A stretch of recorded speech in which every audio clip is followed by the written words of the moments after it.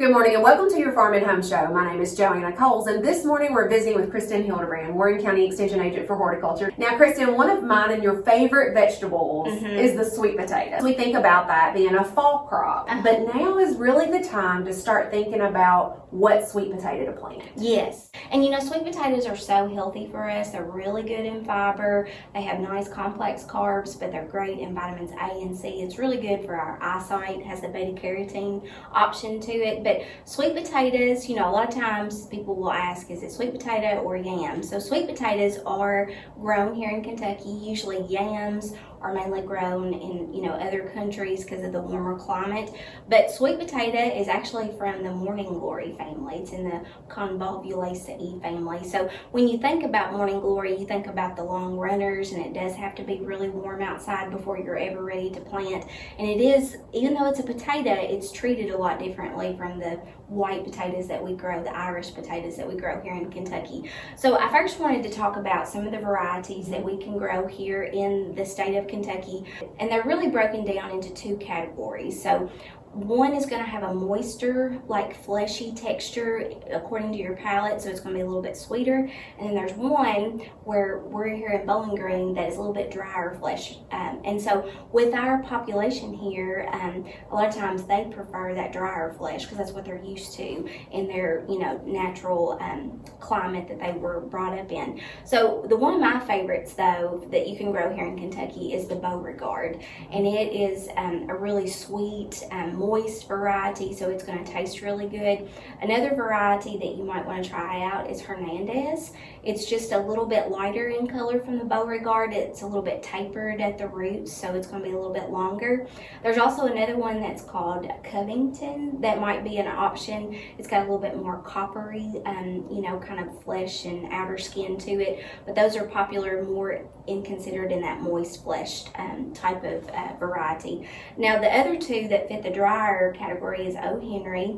It's a white variety, so whenever you cut into it, obviously it's going to have a white root to it. And there's also another one that's kind of making more popularity, and it's a Japanese type, and it has a purple skin to it. It's called Murasaki, and so it's a little bit more popular now with a lot of the ethnic backgrounds that we have here in Kentucky. Now, like I mentioned, it is a warmer weather crop, so you want to make sure all fear of frost has passed before you're ever ready to plant. So generally for us here in central Kentucky, we're talking about, you know, early June, mid-June. It just kind of depends on when your, you know, crop ground is ready for actually planting. And so generally it's really good for you to do a soil test with us. Hopefully you've already done it. If you haven't, you can certainly give us a call. We can walk you through the steps. Usually the soil pH though needs to be anywhere from 5.2 to 6.7, and that's just going to help keep a lot of the disease pressure off, so that way that we kind of get in that optimal soil pH range. Now, sweet potatoes, Joanna, are produced from an actual slip. So it's actually just a small transplant, and you can actually grow it yourself, but if you are growing it commercially, it's probably better to purchase it from a disease-free stock, so that way you don't have scab, which is another disease that we have with sweet potatoes. So if you can get the slips ahead of time that have a little bit of that root system already established, then you can go into the soil right with it.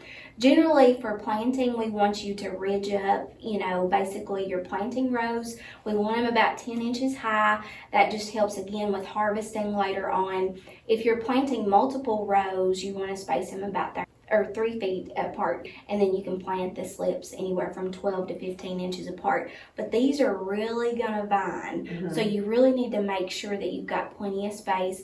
Raised beds probably won't work for a home gardener in this type of situation. I mean, we've actually done it whenever I worked at the Beauregard County Extension Office, but it really crowds into around your raised beds and things like that. But if you have about 10 foot a row, you'll have about 10 pounds of sweet potatoes. And that's quite a bit. That is. And so we're talking about this now so that people can kind of make plans, because a lot of times you can't walk into your department store and find sweet potato slips. So it does take some planning. Yes, it does. And if you have questions about where to purchase slips from, you can give us a call and we'd be glad to kind of put that information to you. All right, Kristin, we'll certainly appreciate the information. And if you have questions about growing sweet potatoes, make sure to contact your local extension office. Thanks for watching and have a great day.